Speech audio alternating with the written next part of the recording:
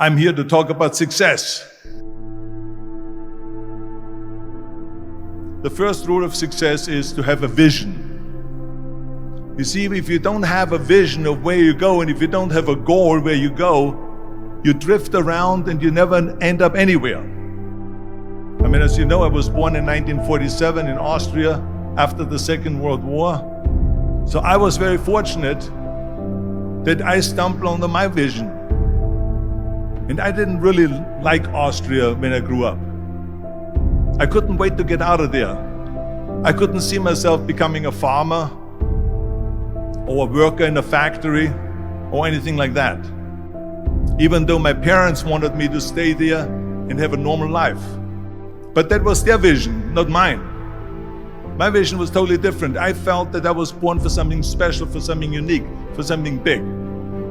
Then one day I went to school. I remember I was 11 years old, and they showed a documentary about America. And there they showed in this documentary the huge skyscrapers, the high-rises, the huge bridges, the 6-lane freeways, and all of this stuff. And I said to myself, that's where I want to be.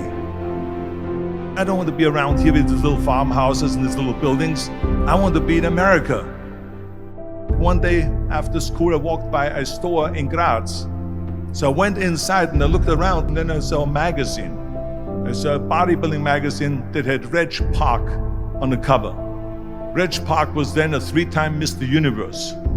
And I saw him on the big screen as Hercules. I read that and I said to myself, wow, this is the blueprint for my life. This is exactly what I want to do. I want to become a bodybuilding champion just like Reg Park. I want to get into movies just like Reg Park.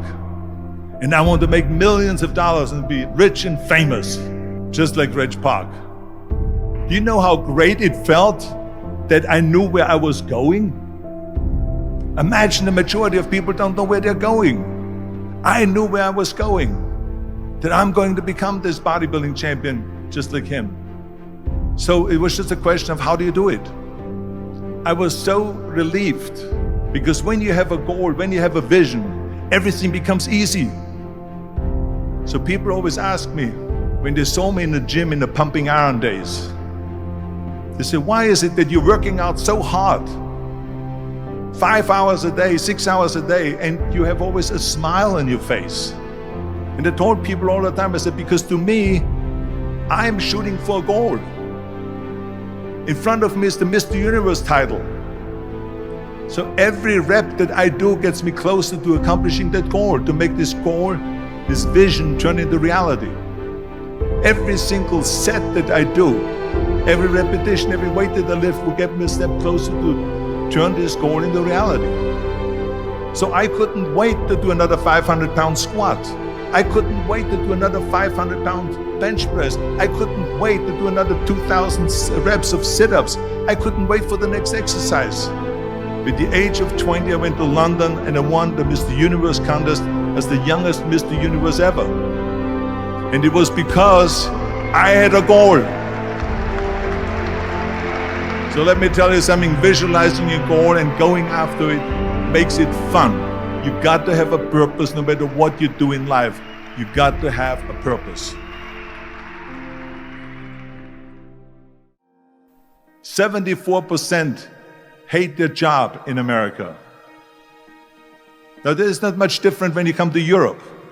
The majority of people don't like what they're doing, because they're really not doing it because they didn't have a goal and they followed this goal. They just aimlessly drift around, and then all of a sudden there's a job opening, so they get that job because you have to work. But then when you work, it's a chore. It's work. It's not fun. So if you think about, only a quarter of the people really enjoy what they're doing in life. That is unbelievable if you think about it. So I felt so blessed that I knew what I was doing. It's like a medical student that studies and knows he wants to become a doctor. You know where to go. And the same thing is also in politics. I remember that in politics, I had a very clear vision that I will be the leader of California. That's as far as I could go because I was not born in America, so I could not run for president. So being the governor of the fifth largest state, I should say the largest state, the fifth largest economy in the world, was for me really the ultimate title, the ultimate accomplishment in politics. So even though people came up to me and says, why don't you go and run for something smaller, you're never gonna make it. I ran for governor, and then 2 months later I became governor of the state of California. Again, because I had a very clear vision what I'm gonna do with California. So that's rule number one, have a vision. Rule number two is, don't listen to the naysayers.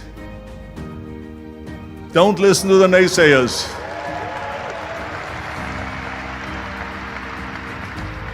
Everything I ever did, the thing that I heard out of people's mouth was, that's impossible.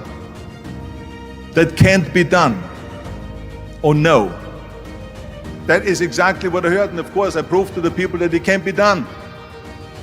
So whenever someone said to me, it can't be done, I heard it can be done.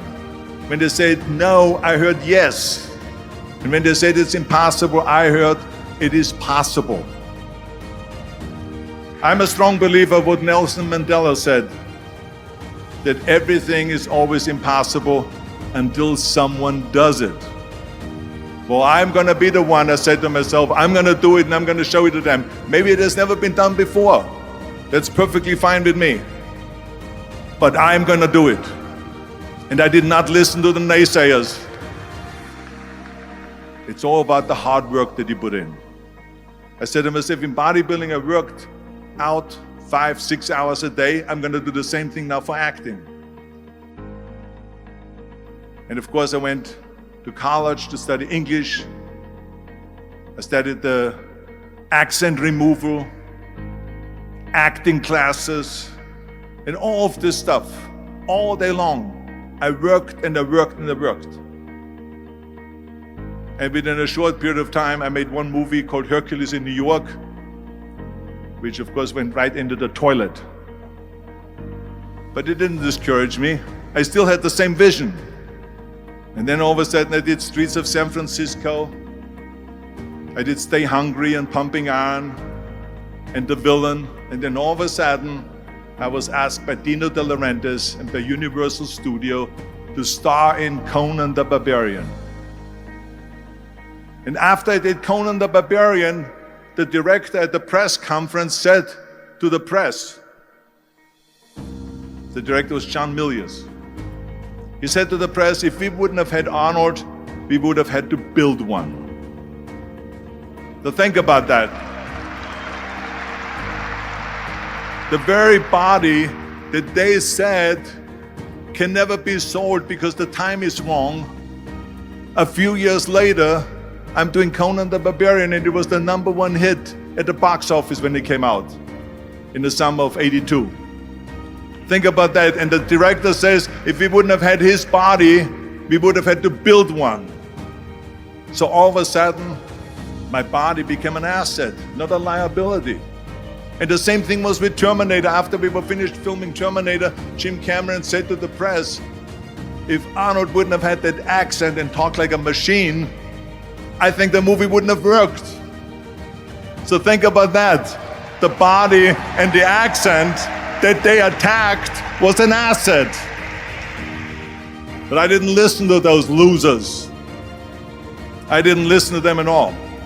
It's just the reality of it is that you cannot listen to the naysayers. So this is a very important lesson for all of you.